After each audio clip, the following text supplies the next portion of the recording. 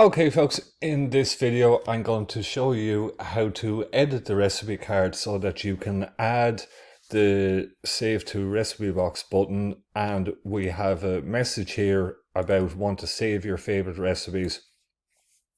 I'm going to show you how to add that in as well, that it's a little information note telling people how to use the recipe box. Okay, so editing the recipe cards can be quite complicated. There's a lot of information in this, so I'm going to keep this video really short and just to show you those couple of features. It's probably a good introduction into it, and later on I'm going to do a more extended, more in-depth video into how to edit the recipe cards, so it'll be good for that. So this can be tricky. We need to pay good attention to this, because if we make little mistakes, it's not going to show up correctly. So that's the thing, we need to go into settings, and up at the top we need to go into the template editor, and we go to recipe templates, and now you can see that we have default templates that come with the plugin here, and we have my templates that I have set up. So, and you can also import templates, and remember I've given you these templates to get you started to import as well, but I want to cover how to edit them as well because it should be useful. So what we do is we select a template that we like, and it gives you a preview here. Okay, so you select one like that, folks, and I like the compact, and poster is good as well. And what we do now is we can also select our own templates there, and see you can export them as well, but we want to go up here to the compact. Okay, and we will go clone and edit. I'll just call it template for tutorial, and we go okay there. So what we want to do when we go back, we will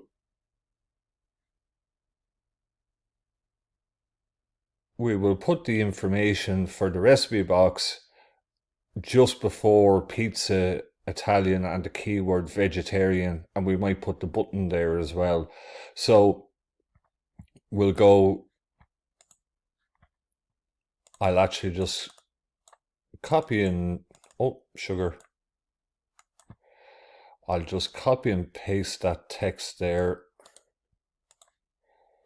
and we'll go add block. So it'll be a text block, and you see it says add text after, and do you see the little highlighted green dotted line around print recipe under pizza? See this? And see the way as I move the cursor up and down on the left over the blocks, the green targeting box moves as well to tell me where we're adding the text after. So it's good to have that. We have a spacer there, and I'm going to put the text in there now, and we can change the style to bold. We don't need a header, I don't think. There's our text now, and we can center it as well like that. So there we are. It might look a bit cluttered, but I'm going to put the button after it as well. So, oh yeah, we can change the width of the card as well to make it a bit more spaced out and look a bit nicer. So we've added the block there. I've showed you how to navigate to where to put it. We want to go back to blocks now. We want to go add block, duty, and it's actually that save to recipe box is actually called the add to collection button, but we've changed the text on it. So it'll be recipe add to collection, and we want to put it after the text we've put there. And I go add to recipe box, and then sometimes in the preview, oh, it is there, add to recipe box, it is there. Maybe I've made a mistake and I'll have to move it now. It looks a bit cramped, doesn't it? But I think we can text, no, I want to make it a full width button, and it pushes the rest of the stuff down, but the stars don't look right now, so it might be okay when we check it in the recipe card. So you can see now we have an option for text there, and there's a lot of features in this, folks. You really gotta go slow. We can add a little icon to the button as well, and then there's an option for the icon color there as well. Text style, normal, text. We want to go icon. We can even set a custom icon as well.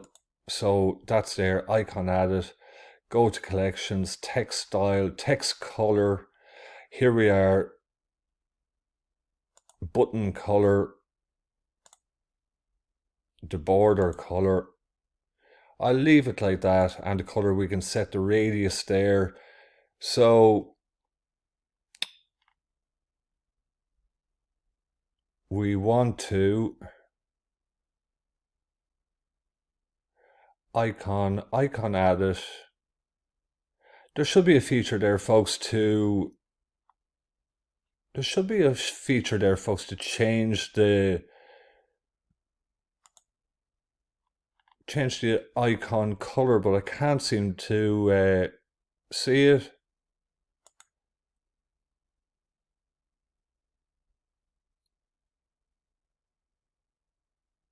Maybe I'm mistaken. Icon.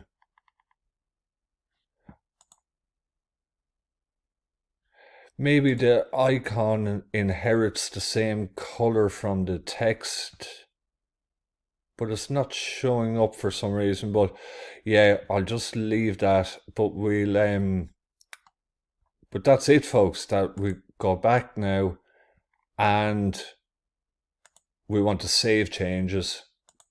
Okay, we want to go to template properties. I mentioned that I want to increase the width. Oh no, it already is 650. I'll leave that actually. But here's the thing. We want to go stop editing. And now we need to go back to settings. And when we go to our site, you see, this is where often now I see in the groups people are asking about this, the templates. They say that, oh, I've made changes to my template and it's not showing up. And that's simply because they have created a new template, but they forgot to change the default template to food recipe template. And we need to go here and template for tutorial. We need to change the default template that shows up for the main site. And there we have it, folks. Yeah, you see there's no ratings for this recipe. That's why the stars are not showing up, but our button is there now, and want to save your favorite recipe. So you can understand now that how to set the button to full width and where to select in the sequence of the card where you want to place your block. So that's the basics of it, folks, and we've changed the text style to bold and that. So as I said, there's so many blocks here to cover. It's a course in its own, actually, how to build custom templates for WordPress Recipe Maker, and I will be covering that in the future. So, but that'll get you started, folks, on the basics. So see you in the next video.